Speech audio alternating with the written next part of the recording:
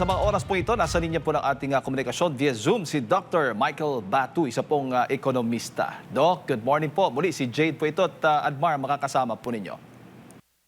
Magandang umaga sa inyo dyan, Admar at Jade, at magandang umaga rin po sa ating mga taga-subaybay. Opo, Doc, yung huling panayam natin sa inyo ay pinag-uusapan natin yung utang, nasa 17 plus pa yun, no? Trillion pesos yung pinag-uusapan natin ngayon. Umabot na po ito sa 18.13 trillion pesos ang utang ng ating gobyerno. Gaano ho ba ito kalaki kung ikukumpara mo, Doc, sa mga nakalipas na administrasyon?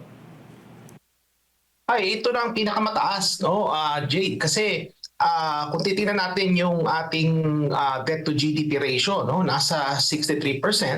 Mataas ito at yung level mismo ay pinakamataas po ito, no, sa lahat.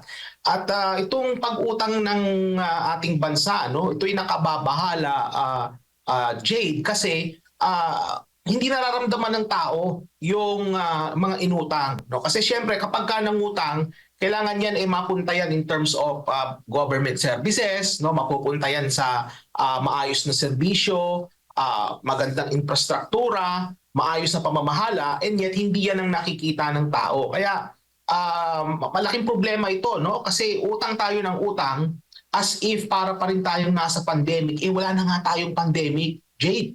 At kung meron mang krisis na ngayon, itong nangyayari sa gitnang silangan, ano? But I don't think na hindi kinakailangan mangutang ng ganyang kalaki to finance programs para makatulong sa pag-alleviate nitong oil price crisis na nararamdaman natin sa ngayon, ano?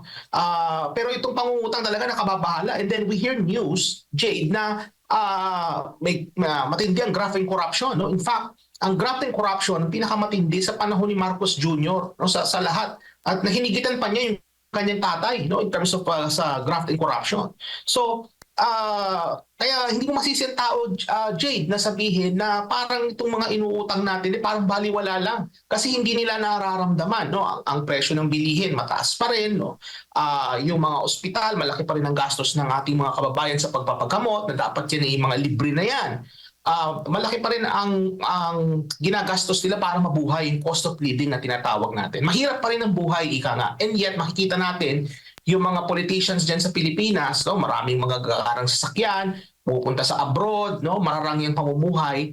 And yet ang nangyayari, utang lang ng utang yung gobyerno without the public really feeling yung pinapuntahan ng inutang.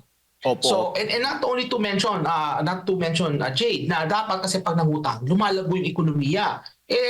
Pataas ng pataas yung pangungutang natin, and yet yung growth natin, hindi natin na-achieve yung target. So kagaya nung nakaraang quarter, 3% lang inilago ng ekonomiya, isa na punta yung inutang ng bansa. Hindi ba? So kung talagang maayos ang pamamahala at yung pagmamanage ng salapi, ano, ng pera, yung inutang na yan, dapat nag-translate yan into economic growth. At yan ay hindi nakikita natin sa ngayon. So totoo lang, ang dapat na ginagawa ng gobyerno ngayon, hindi magdagdag ng utang, kundi dapat ang ginagawa ng gobyerno ay magbawas, no, ng pangungutang. Yan ang dapat na ginagawa nila sa ngayon, Jade. Oo, kumbaga, Doc, ang dating po sa inyo, hindi malinaw kung saan o kung ano yung pangunahing dahilan kung bakit tuloy-tuloy yung pangungutang natin. Lalo't simula pa lamang ng taong 2026, ganito na ang utang ng gobyerno. Well, in terms of economic outcomes, hindi malinaw kung saan napupunta. However, in terms of sa pamumuhay ng ating mga namumuno, yung mga mararanging pamumuhay, makikita natin ang pupunta sa grafting corruption, Jade. So in terms of economic outcomes, hindi malinaw. Pero in terms of grafting corruption outcomes, it's very clear kung saan napupunta yung inutang na yan. Just imagine, the country is borrowing so much, and yet the Filipino people are not feeling the effects ng inutang. Kasi halimbawa, kung nangutang ka, Jade, dapat na itapos na sa ngayon yung mga subway na yan, natapos na yung mga pinapagawang North-South Commuter Railway, dapat natapos na yung mga pag-i-improve ng mga paliparan, dapat natapos na yung mga project na yan sa mga daungan, sa mga kalsada, pabahay, etc. Utang ng utang ang gobyerno, and yet hindi nararamdaman ng tao. Mga kababayan, do you remember nung nangampanya si Marcos Jr., sinasabi niya na magtatayo sila ng pabahay na 1 milyong pabahay kada taon. Nasa ikaapat na taon na, no, going 5 years na si Marcos Jr., malapit nang matapos yung termino. Nasaan na yung more than 4 million na dapat na naitayo yung pabahay?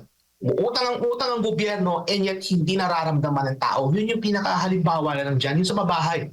Kung talagang seryoso ang gobyerno in terms of addressing issues, no, dapat yung inutang na yan, napunta yan into things, in terms of projects na nararamdaman ng tao and yet hindi po yan ang nangyayari mga kababayan. Nakakalungkot po.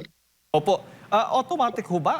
Ganoon kaagad ang magiging reasoning na dahil po sa tensyon sa Middle East kaya umabot ng ganito kataas yung utang natin? Well, not necessarily, no. However, merong epekto 'yan.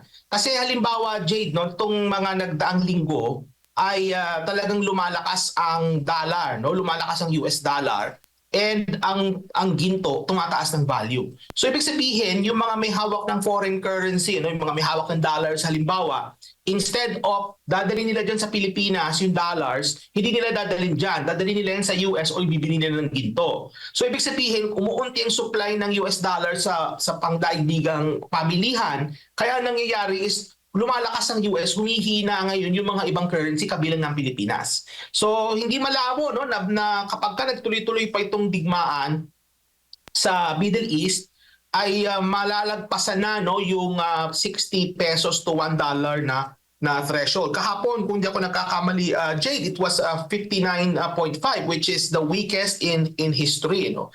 So kung magtutuloy-tuloy pa yung digmaan, ay tataas yan, hihina pa lalo, no? Tataas lalo yung palit. Now, anong epekto nito sa utang? Tandaan natin that around 30 to 35% of our total sovereign debt is denominated in foreign currency. Yan yung tinatawag natin external loans, external na mga inutang natin. And that is usually denominated in US dollars. So ibig sabihin, kapag ka naghumihina ang piso at lumalakas ang US dollar, nai-inflate ngayon yung itong utang panlabas natin. Kahit na hindi ka nagdagdag ng utang, at dahil humina yung currency mo, mas lalaki ngayon yung babayaran mo dahil humihina yung currency mo. So ibig sabihin, may epekto yan. Ikalawa, dahil dun sa crisis na yan, mangungutang na naman ang gobyerno kasi they'll have to finance itong mga pantawid pampasada, itong mga pantawid pamilya, yung mga ayuda, yung mga targeted cash subsidies. They will still have to borrow some more to finance these programs. So definitely, magkakaroon din yan ng epekto dun sa level mismo ng inutang natin. Pero meron din epekto syempre dun sa nabanggit ko kanina na paghina ng piso. Binanggit po ng Bureau of the Treasury, Doc, na may kinalaman daw ito sa front-loaded borrowings. Ano ho bang ibig sabihin po nito at bakit ito ginagawa ng So yung pamahalaan? front-loaded borrowings kasi, kag-umpisa ng taon, dun pumapasok itong mga inutang. So pagdating mo ng mga Marso, pagdating ng Abril, medyo humihina yung pagpasok ng pangungutang. So yan yung sinasabing front loading, no? Pero hindi talaga yan ang pinaka main reason eh. Ang main reason diyan is kahit may front loading ka pa rin ng utang, malaki pa rin yung inutang mo compared ditong panahon na to, no? Doon sa nakaraang taon. Kasi noong nakaraang taon, nagkaroon din ng front loading eh. Every year naman yan may front loading. Pero ang tinitingnan natin dito, kung gaano kalaki yung in-increase kada taon nung panahon na yun. At kung titingnan ninyo, mas malaki ngayon kaysa nung nakaraan. So ibig sabihin, even if the fraud loading is there, talagang malaki pa rin yung inuutang ng ating bansa at tuloy-tuloy taon-taon nadadagdagan yung inuutang natin. So yes, may role dyan ng front loading kasi yung timing, yung tempo nung pagdating ng pangungutang. Pero ang pinakamalaking factor dito pa rin, no, in terms of sa utang natin is talagang tumataas yung pangungutang natin. Hindi dahil sa front loading, it's because talagang lumalaki yung inuutang. Opo. Ang tanong, paano natin mababayaran? Meron ho ba tayong sapat na resources o sources para ito'y maebsa naman yung laki ng utang natin, Doc? Sa ngayon, wala. Jade, alam mo kung bakit wala? Kung titingnan nyo yung growth ng ating ekonomiya nasa 3%.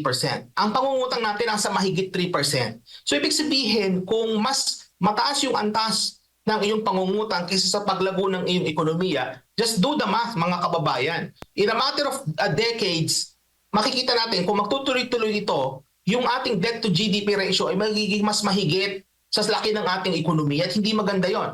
Sa Japan, kaya nila yan. Mahigit 100% yung debt to GDP ratio nila kesa sa laki ng kanilang ekonomiya.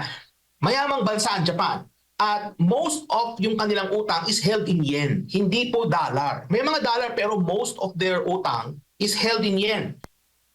In other words, umuutang sila sa kanilang sariling bayan, sa mga kababayan nila. Pero sa kaso ng Pilipinas, hindi po ganyan. Ang ating utang nasa 30-35% yan, nasa foreign currency. Meron ding mga loans galing sa mga private sector. Iba yung composition ng utang natin. Kaya kapag ito'y nagtuloy-tuloy, Jade, unsustainable ito. No? Kumbaga, hindi ito maganda over the long term para sa isang fragile na ekonomiya kagaya ng Pilipinas. Kasi tinan mo konting sigarot lang sa Middle East, ang laki na kaagad ng epekto sa atin. Konting amoy lang ng korupsyon, malaki na kaagad ng epekto sa ekonomiya. May dumaang isang bagyo, ang laki kaagad ng ibinababa ng ating gross domestic product. So, yung ating ekonomiya is very fragile. At dadagdagan pa natin ngayon itong sobrang pangungutang, abay talagang mapupunta ang ating ekonomiya sa kangkungan kapag nagkaganyan, Jay. May possibility ba, Doc, na tumaas din po yung buwis? O talagang utang-utang lang tayo para maibsan at mabayaran itong mga kasalukuyang utang natin? Well, alam mo kasi, ito yung isa sa mga huling dapat na ginagawa ng gobyerno para magbayad ng utang, which is to increase taxes. Hindi dapat ganito ang polisiya. Ang polisiya is number one, talagang direkta, bawasan yung pangungutang. Ikalawa is ipalaguin ang ekonomiya. Kasi kapag lumalago ang ekonomiya, Jade, is lumalaki yung tinatawag nating tax base. At kapag lumaki po ang tax base, ibig sabihin, mas dumaraming transaction sa ekonomiya, mas yumayaman ng mga tao, no? Mas lumalagong ekonomiya, lumalaki yung buwis na nalilikom ng gobyerno. At kapag lumalaki po yung buwis, ibig sabihin, mas marami silang yung pambayad dun sa mga inutang. Now, yung paglago po ng buwis na nakokolekta nila, hindi ibig sabihin na nagdagdag sila ng buwis o nagtaas sila ng tax rate. Hindi po ganun yun. Galing lang po yun, simple lang sa paglago ng ekonomiya. So ang susi dito, para mabayaran yung pangungutang na hindi ka magtataas ng buwis, is palaguin mo yung ekonomiya. Pero nakikita natin sa ngayon, hindi ganyan na nangyayari. Buutang tayo ng umuutang and yet the economy is not growing to where it should be. So, kumbaga, kung titingnan natin, may problema sa pagpapatakbo ng ating ekonomiya sa kasalukuyan. There's something wrong, in terms of how the economy is being run, because in terms of growth, it's not where we should be. We should be right now in upwards of 6%. Hindi natin kayang sabayan ng Vietnam sa ngayon. Vietnam talaga is really growing at 8%. However, hindi tayo dapat nasa 3%. We should be somewhere between 6 to 6.5% currently, and yet we're not there. We're way down. We're at 3%. At kung 3% lang yung inilalago ng ekonomiya mo per quarter, ay malabong mabayaran, itong mga pangungutang na to. Baka mangyari sa atin, Jade, yung nangyari sa Sri Lanka, that there came a point na hindi na nila nabayaran yung kanilang mga external obligations. Kaya nangyari is nag-default sila. Hindi maganda yan. Isa rin sa dapat nabantayan natin mga kababayan, yung mga credit rating agencies, yung mga Moody's, abangan yan. Kasi kung ano yung rating nila sa ating bansa, doon reflection po yan, in terms of how lenders see how the economy is being managed. Opo. Gustuhin ba natin, Doc, bago ko pa sa kay partner Admar, gustuhin ba natin na ayaw na nating maghatid ng takot o pangamba sa ating mga kababayan dahil sa utangan nating napakataas?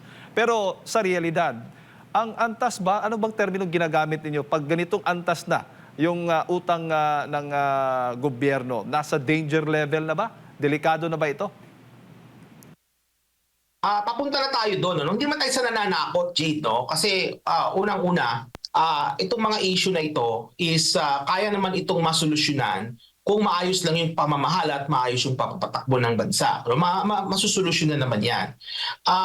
Yan hindi naman po tayo nananakot kasi yan po may facts naman yan.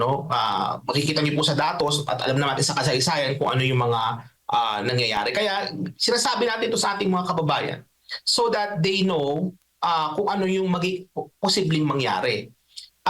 Kapag masyado po kasing malaki ang inuutang ng isang bansa, ang nangyayari niyan is kung hindi talaga maganda yung pagpapatakbo, mag-i-increase sila ng buwis. No? Nangyayari yan sa mga ibang bansa, kagaya dito sa Canada, sa ibang bansa, pag masyadong malaki yung utang, kulang yung budget ng gobyerno, tinataasan nila yung buwis. Sa kaso ng Pilipinas, maraming mahihirap, so raising taxes is not really a good option. Ang kinakailangan po talaga is mapalago yung ekonomiya. No? So ako naman po optimistic kasi itong sina Marcos Jr., di naman po sila magtatagal pa. No? Hanggang 2028 na lang sila. Hopefully, pagdating ng 2028, magising, no, ang ating mga kababayan at makapagluklok sila ng leader na kung saan na may political will para maisaayos muli ang ating ekonomiya. Kasi for the last 4 years, no, nakita natin ang ekonomiya natin pabagsak na ng pabagsak. And ngayon talagang napatunayan na talagang humina na ang pundasyon ng ating ekonomiya dahil dito sa krisis sa gitnang silangan, no, na-expose kung gaano kahina na yung fundamentals natin. In 2022, the economy was quite strong. No? Nung iniwan ni Pangulong Duterte ang ekonomiya kay Marcos Jr., it was in a very good shape and in a very good position. Now nakita natin, based dito sa krisis na nangyari nito, how weak and vulnerable we are.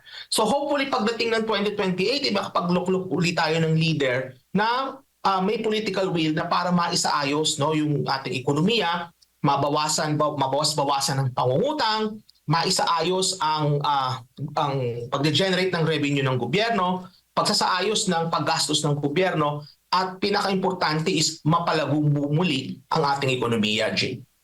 Opo, Doc, magandang umaga mula dito sa Pilipinas. Ang gobyerno ay andyan para mapagaan ang pamumuhay ng ating mga kababayan at di rin lingid sa ating kaalaman na kapag itong utang natin ngayon nasa 18.17 trillion pesos na ata itong atin pong utang, automatic bawat Pilipino rin po magbabayad din po niyan, no? Mula sa iba't ibang mga sources, pangangalap po ng mga taxes po.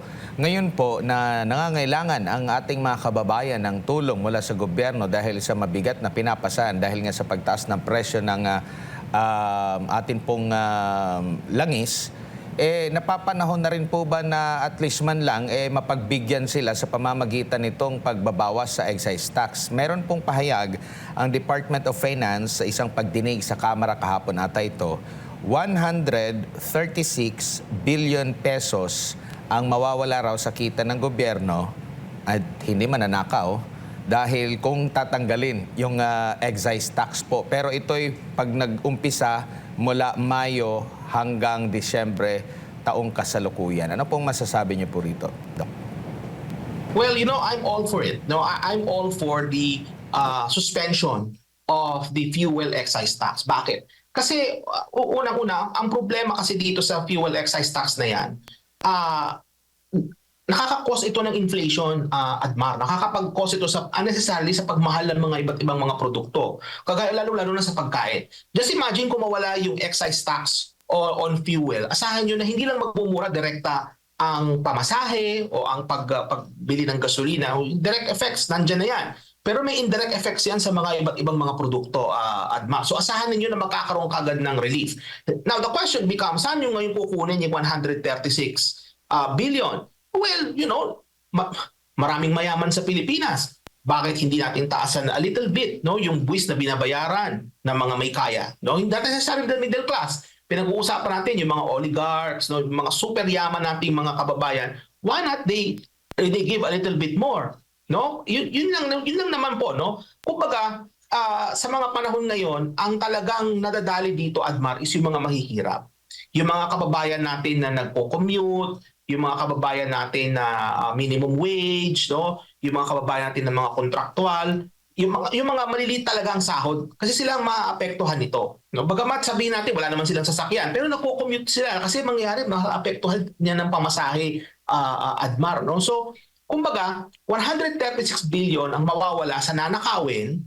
Alam naman natin, nananakaw lang yung pera, nakita natin. So, pero kung ang concern nila is how to replace that, well, there could be other ways, other creative ways of actually financing a potential revenue loss as a result of the suspension of the excise tax, no? Hindi lang 'yon, Admar, maidagdag ko rin pala bago ko 'to makalimutan. 'To importante rin 'to eh. Diba sinasabi ng gobyerno is magbawas tayo, no, ng pagkonsumo ng gasolina. Di ba nga ngayon ang ADMAR, ang nangyari is from 5 days, ang mga LGUs naging 4 days na lang. Ano? Nanonood nga ako sa mga LGU, nagpo-post sila sa Facebook, nakita ko, from 5 naging 4 days na lang, Monday to Thursday, 7 a.m. to 6 p.m. Which is fine, okay lang yon. Pero kung titingnan mo, si Marcos Jr. mismo, nagpunta pa rin ng New York. And gano'ng karaming jet fuel ang nakonsumo ni Marcos Jr. doon sa kanyang pagbiyahe papuntang New York. Just imagine, nagpunta sila ng New York in the middle of the worst fuel crisis in many generations. In fact, may mga nagsasabi pa nga, ADMAR, na itong crisis na ngayon ay mas worse pa ito dun sa 5 oil price shocks na narasan ng mundo nung nakaraang 50 years. And yet we have a president who went to New York on a jet plane consuming a lot of jet fuel na kung saan na ngayon ang mahal na ng gasolina. Baka naman po pwede, Mr. President, imbis na nagpunta po kayo, nag-zoom na lang kayo. Kasi di ba pinag-usapan nila doon, sa women's rights, no? To push to have our country as part of the UN Security Council, which is, by the way, I think it's irrelevant because the United Nations has become irrelevant already. So the question is that, why did Marcos still went there? Hindi ba? So, kumbaga, ADMAR, kung ang gobyerno natin, it's about setting examples. Leadership by example, ika nga, and Marcos Jr. failed miserably in being a leader by example. Tingnan niyo lang si FPRRD. Maalala niyo mga kababayan, nung dating Pangulong Duterte, nagpunta ng Russia, kausap si Vladimir Putin. And then nangyari yung krisis sa Marawi. Anong ginawa ni Pangulong Duterte? Bumalik, kinancel yung biyahe. Kalagitnaan nung kanyang pagbisita sa Russia, bumalik ng Pilipinas. And yet we have a president right now who's in the United Nations consuming a lot of jet fuel na napakamahal na ng jet fuel ngayon because of the crisis. Bad or poor leadership by example yan, mga kababayan. Opo, sinasabi nga po dito, kasi napag-uusapan, na kung mawawala itong excise tax, at least 6 pesos daw po ang mababawa sa kada litro ng diesel, 10 pesos naman sa unleaded, liquefied petroleum gas, at iba pang mga produktong petrolyo, tapos may 12% pa na VAT, no?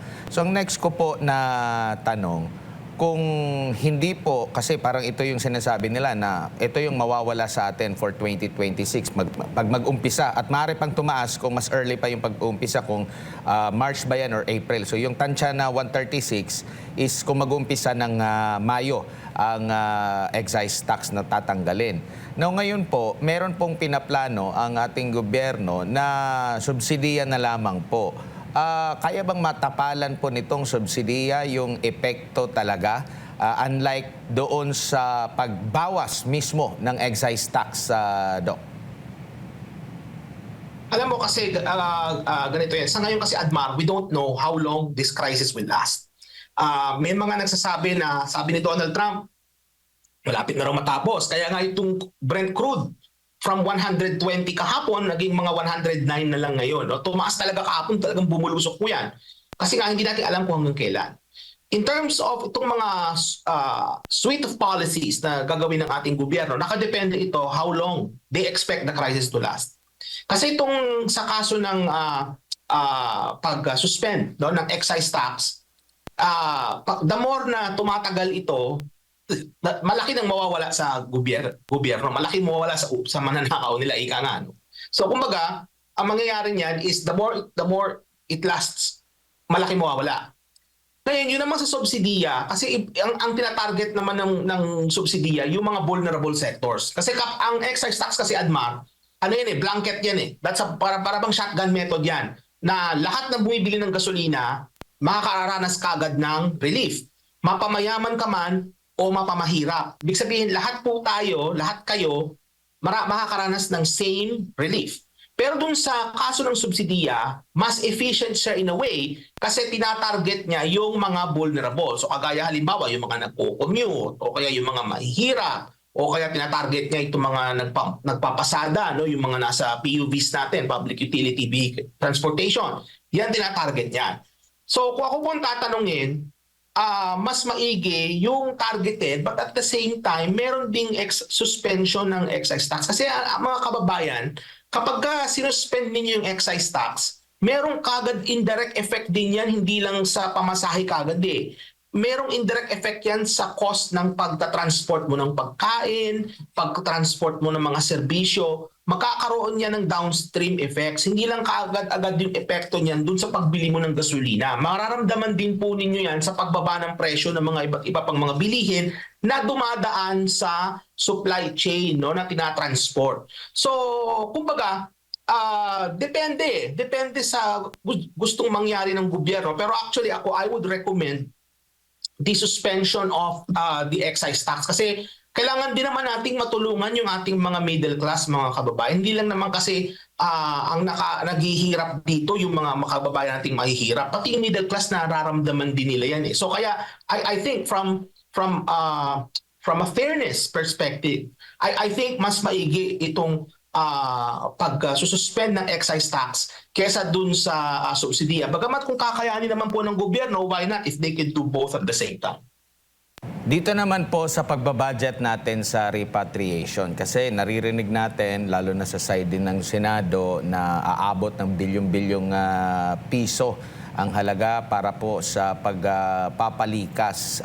Nakikita nyo po ba na ganyan kahirap, ganyan kalaki ng pera ang kakailanganin po para mailikas yung ating mga kababayan? Or nakikita nyo po nakukulangan lang tayo sa sistema sa pagkalap agad ng mga information? Kasi sa mga nakakapanaim namin ng mga OFW, talagang ayaw nilang mga lumikas, no? So possible ang magiging kandidato sa repatriation, yun lang pong talagang pipiliin nila na umuwi dito. Yung sistema na mapatawag agad sila, makakalap agad ng impormasyon, baka doon tayo nagkulang. Kaya hindi ganun ka-fix yung ating stand kung madali ba, magaan ba ang pag-repatriate or hindi. At nagiging sentro ngayon ng debate kasi yung ibang mga bansa na mayroon din mga citizen doon sa gitnang silangan, abay kaliwat kanan na po yung mga chartered flights po nila, Doc. Oo, so ano kasi yan eh, and again, babalik tayo sa how things are being managed, no? In terms of sa pag-maintain ng mga listahan, no, ng mga kababayan na natin nasa mga iba't ibang bansa. Updated po ba yung mga listahan ninyo? Monitor niyo po ba kung nasaan sila? Na-contact na ba sila? Nabigyan na po ba sila ng impormasyon? Yun yung mga importante dyan eh. Kasi kagaya dito sa Canada, Admar, last week pa meron na kaming mga repatriation flights dito at nag-charter ang gobyerno ng Canada para yung mga Canadian na mga nasa Middle East ay may makipabalik dito sa Canada. Ganon din ang South Korea, ang Japan, nagawa na nila yan. And yet sa Pilipinas, may mga issue pa rin. Babalik tayo sa pamamahala.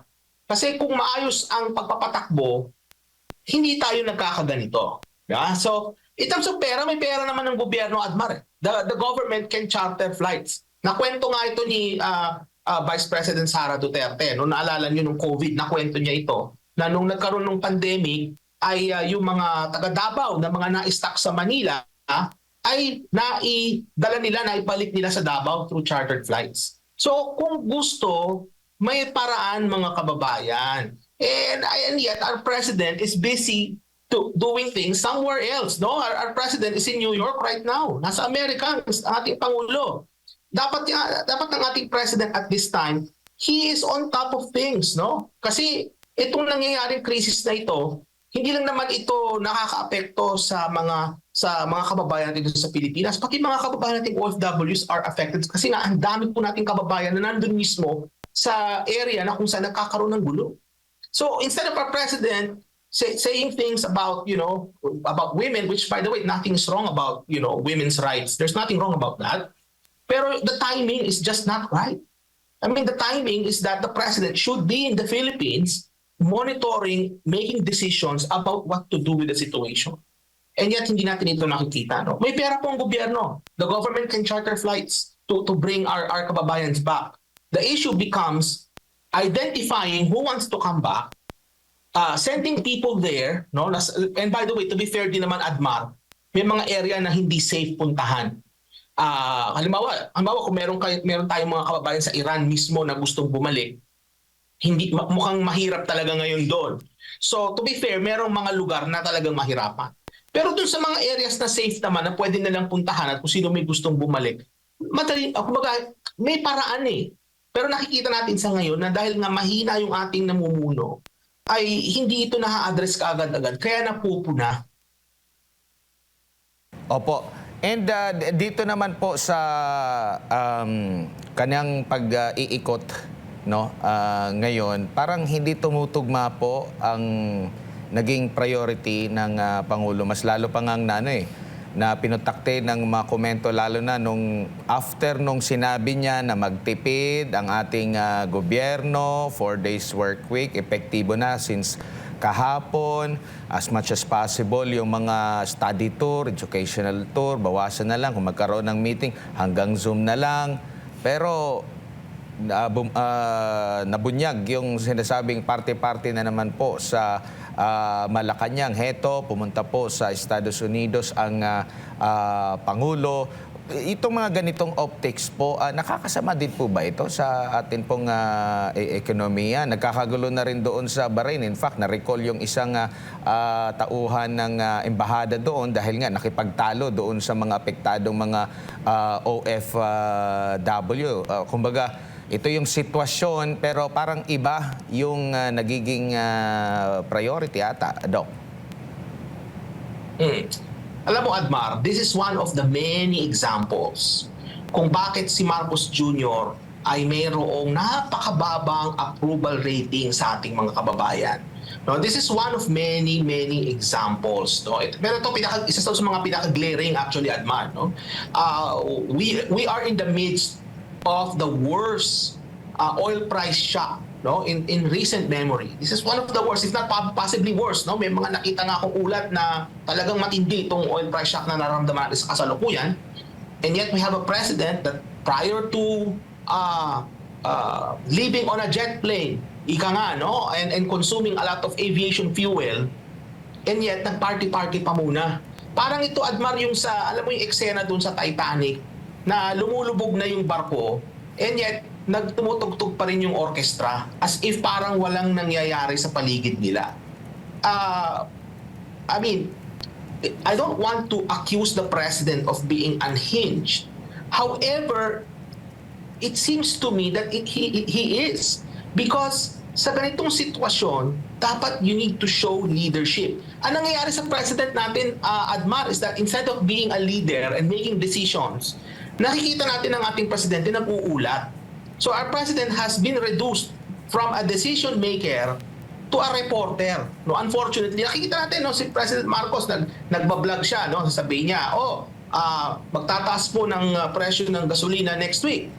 Ito po ang nangyayari ngayon. Makikita natin that the president has become a reporter na dapat ito ginagawa nung kanyang spokesperson o yung palace press officer. That should have been done by the palace press officer. Hindi sila nag-uulat ng Pangulo. Ang Pangulo po ay gumagawa ng desisyon. Kumbaga, nagpapakita ng pamumuno, ng leadership. Sa nakikita natin sa ngayon, it seems to me the president cares more about partying and saying or giving platitudes sa UN. And by the way, nakikita nyo sa screen na yan, no, sa UN. How I wish maipakita natin yung audience. Kasi usually dyan sa UN, dyan sa hall na yan, kung saan nagsasalita yung mga world leader, usually walang tao dyan eh. Sana may magpakita, no, na kung may mga nanonood kay Marcos Jr. dyan sa hall na yan. Kasi makikita yung mga kababayan, if he's speaking to nobody in the audience, then it's a complete waste of time and government resources going there. Na kung pwede sana yung speech na yan, gawin na lang sa Zoom. Diba? Ibali sana kung walang crisis eh. We are in the middle of the worst crisis. So in terms of optics, I think it casts a really bad image of the president as being unhinged and not being on top of things and lacks decision making.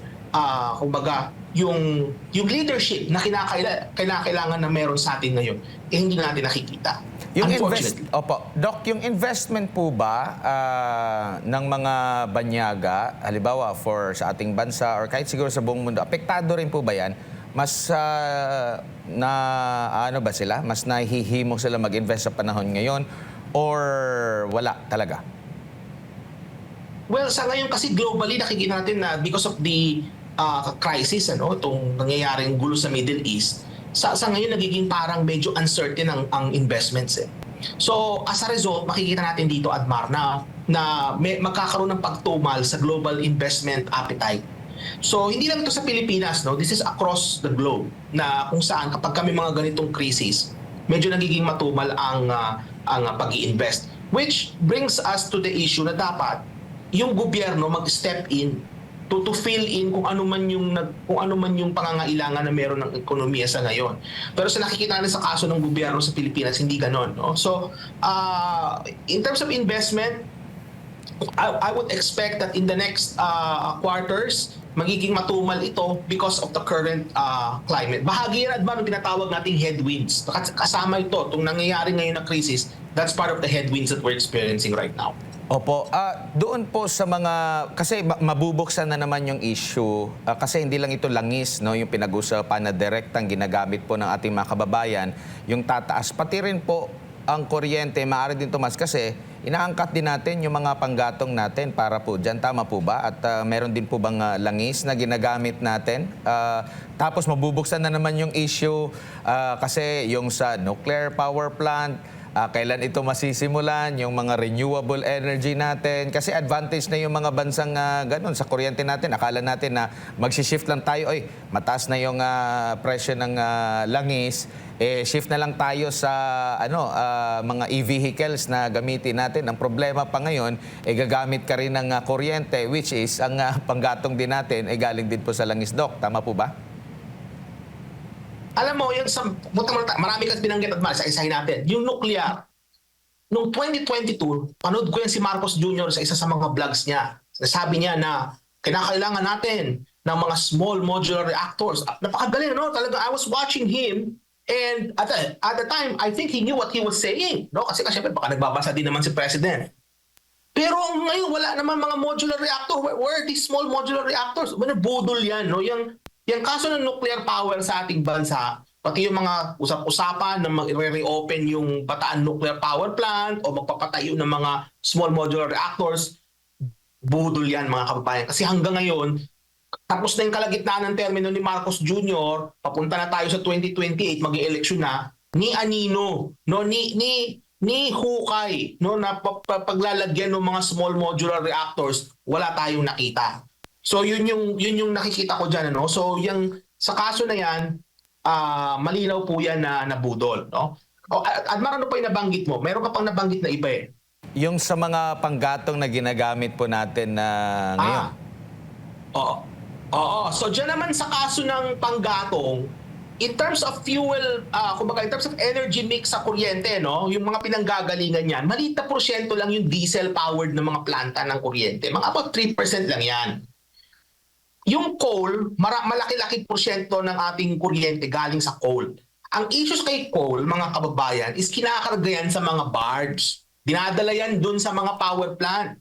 Yung mga barge na yan, gumagamit yan ng crudo. At yung crudo nagmahal na. So ibig sabihin, maipapasa rin yung cost of transportation ng coal papunta sa mga consumer ng kuryente. So may indirect effect yan. Bagamat about 3% lang ng ating power generation comes from crude, rather diesel, pero yun nga, may logistical implications yan. So maipapasa rin yan sa consumers. Kakaroon din ng paggalaw. Kaya nga itong ang crisis na ito, mga kababayan, it's the worst we've seen. Kasi makikita mo, hindi lang, ang epekto ito hindi lang direkta sa pump. Pag nagpakarga ka ng gasolina o kaya nagbayad ka ng pamasahe, ang lawak, mga kababayan, ng downstream effects nito. Opo, may mga bansa ba na kayang ma-absorb itong epekto po dyan sa gitnang silangan, issue po ng gitnang silangan po, Doc? Tingnan mo Nakadepende yan if the country is a producer of energy. So ang gaya halimbawa ng Russia, no, that they are producing oil, maganda yan para sa kanila. Dito sa Canada, ganun din, ano, kasi nga nagpo-produce kami ng langis. Pero sa mga bansang nag-aangkat ng langis, they are very exposed. Kaso halimbawa ng Japan, tingnan mo Admara, ang Japan, nag-i-import sila ng langis about 90% of their 90 to 95% of their fuel, ini-import nila yan. And yet, meron silang strategic reserves na hanggang mga around 290 days. So 290 days, mga ilang buwan yan, siguro mga 8 to 9 months. So they can survive, no, kahit magtaas yung presyo sa pandaigdigang pamilihan, meron silang nakareserba na tatagal hanggang 8 hanggang 9 na buwan.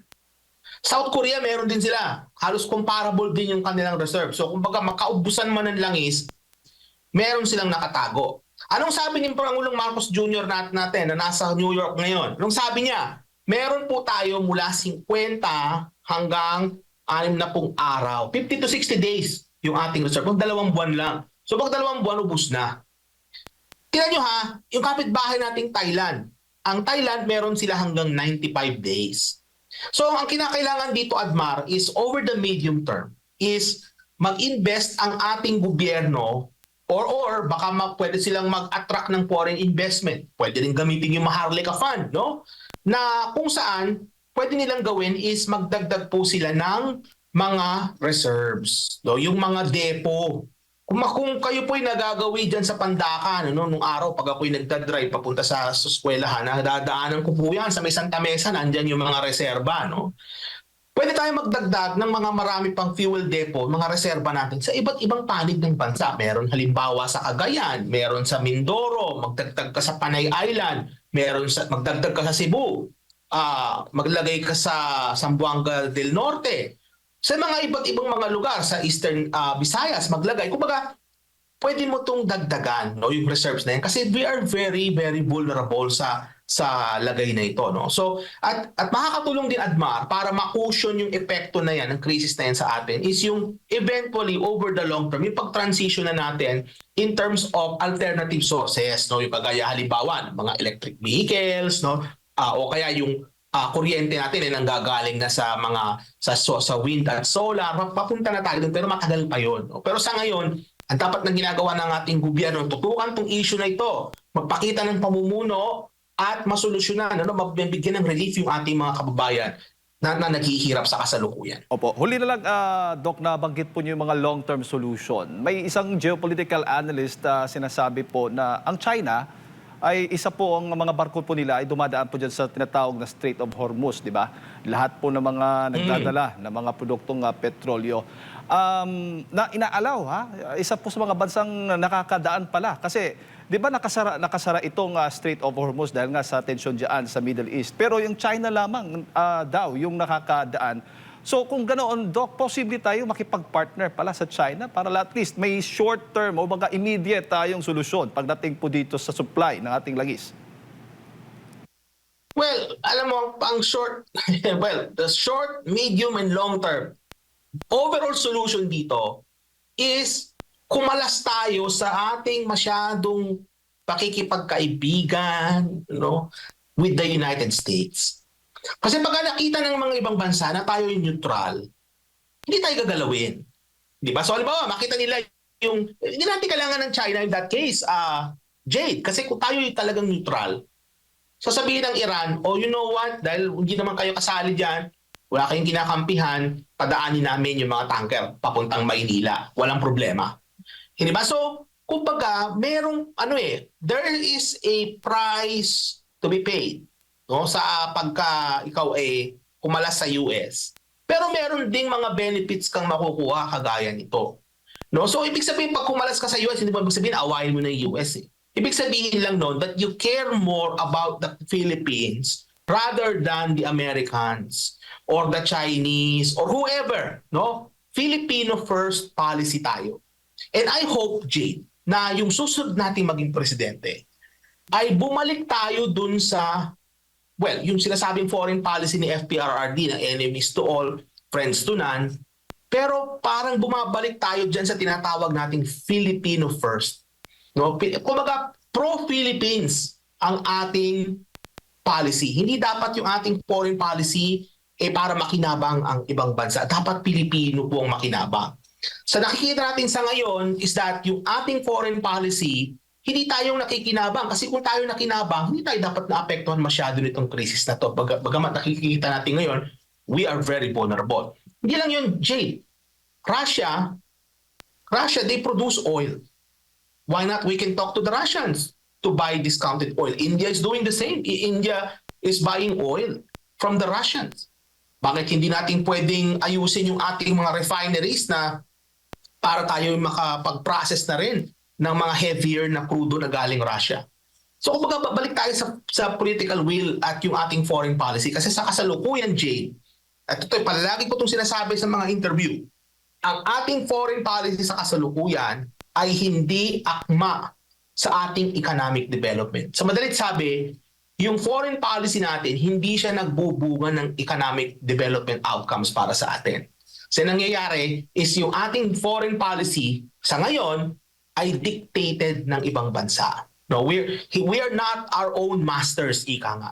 So I think malapit ng 2028. I just can't wait for 2028 to arrive, mga kababayan, na kung saan by that time, we'll have a new perspective, we have a new government, we'll have a new foreign policy, and hopefully, ay umayos na po ang ating bansa. Opo. Doc, correct lang kita, baka makot ka kasi ng mga nanonood. Friends to all, enemies to none. Ayan po yung ibig mo kung sabihin. Ano ba nabanggit ko? Enemies to all. Enemies to all kasi. Baka Friends to all, enemies to none. Yan, Opo. tama. Baka ma-misquote tayo dyan. Opo. Correct. Doc, Salamat, Jay. yeah. Salamat. Doc, siguro huling mensahe po ninyo sa lahat ng ating mga kababayan, lalo na ngayon sa gitna nga ng krisis dyan sa Middle East at ang epekto po nito dito sa ating bansa. Oo. Sa ngayon po, mga kababayan, ang dapat natin ngayon gawin is, well, aside from coping, kasi nga, that's the least, that's the least we can do is to cope. Kumbaga, mag-adjust tayo, no? But the thing is, we also need to be cognizant na yung ating gobyerno, dapat may ginagawa yan. Kumbaga, hindi lang sila dapat na sasabihin sa inyo na, magbabawas tayo ng benta ng gasolina o kaya bantayan yung presyo. Hindi yun eh. Dapat we need to ask our government for something better, no, in terms of sa pamumuno. Kasi ito nangyayari ngayon na krisis, mga kababayan, ini-expose nito kung gaano kahina yung fundamentals ng ating ekonomiya, which by extension is a function ng pamumuno.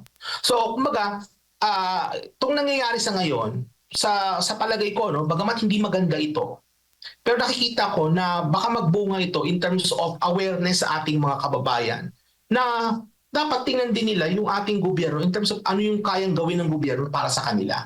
Hindi lang yung gobyerno para doon sa mga namumuno at sa mga politiko. Kumbaga, the people should ask the government what the government can do for them. No? Kumbaga, kasi itong mga panahon ngayon, lalo na sa mga vulnerable, no? Kailangan talaga na magkaroon tayo ng maayos na gobyerno para matulungan po yung ating mga kababayan na naghihirap. Maraming salamat po, Doc, sa inyong pong oras at sa pagbibigay po nyo ng impormasyon ngayong umaga. Sa ulitin po. Maraming salamat, Admar. Jay, mabuhay po kayo at mabuhay po ang Pilipinas. Mga kababayan, si Dr. Michael Batuy, isa pong ekonomista ang ating pong nakasama. Napakinggan, kaugnay nga po dito sa epekto ng krisis dyan po sa Middle East at lalo na po yung ating utang ng gobyerno.